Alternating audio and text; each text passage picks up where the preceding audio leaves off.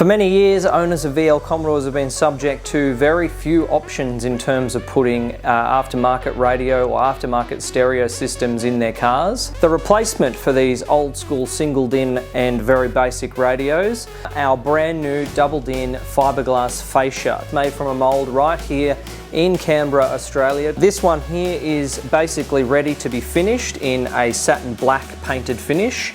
It will have a double-din slot cut out to suit AirPro FP8020 slide-in cradle. We do recommend for these very slimline chassised unit. Pioneer 6350 is the model unit we do most recommend for these. But you can run with any slimline or even full-size double-din that you like, as long as you're not running the factory heater box or heater controls within your VL Commodore. I'm going to run you through the process of how to install right now. It involves some modification of the original dash panels that are in the VL. We've left it white for the sake of the video, so it's a little bit easier to see it against the dash plastics when we put it together. At the very end, I'll show you the final finished product as well. So our new VL dash fascia attaches to this existing plastic housing that's here. It means that some modification is involved in trying to get the factory dashboard and the new panel to work together. We need to remove all of the plastics that sit on this lower dash section. This is the section behind this outer fascia panel, which is actually the lower half of the whole dash trim.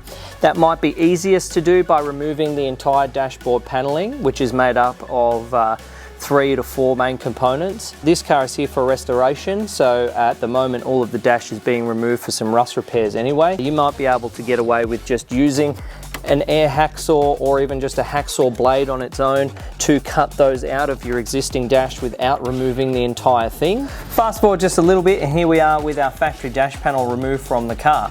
So the parts we need to remove here are to do with the ashtray and also all that lower section there, essentially basically all of that black section that's there. So the parts that we can leave are on the outer edges there and also on this side. Basically we want to follow our line. This one's actually been trimmed a little bit in the past, being an old one, but we need to trim the line out at the bottom there. We need to trim the line out at the bottom there. We want to leave a little bit of strength for this lower panel to still attach to. So realistically, you're going to kind of keep the strength in the bottom section and just remove the upper section. So it's really these upper parts here and here at the top. What we're going to do is just cut that out now and go through that.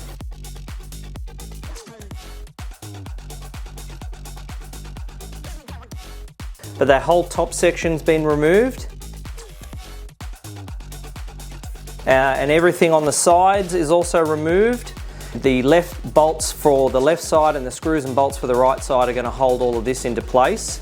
Our new panel attaches to the piece that attaches to this piece, so it's then putting new strength into the center.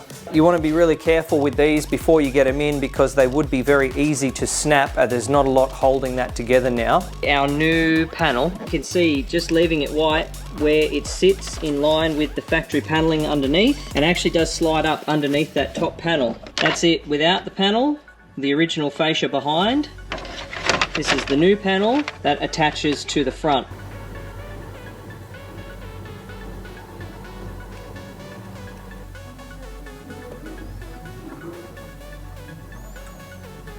When you get your fascias and you've cut it all out, you know that it's all good.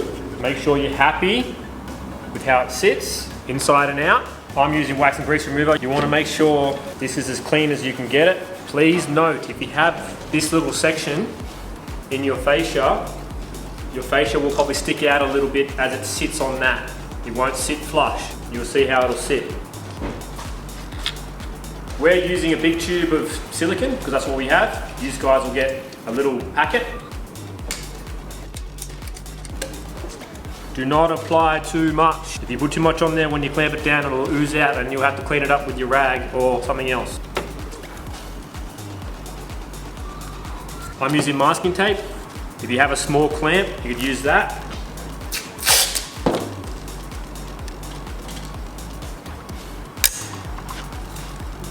I'm also just squeezing a little bit on the inside edges. When it comes to the urethane on the inside of it, don't be afraid to use it up, because that's where your strength will come in.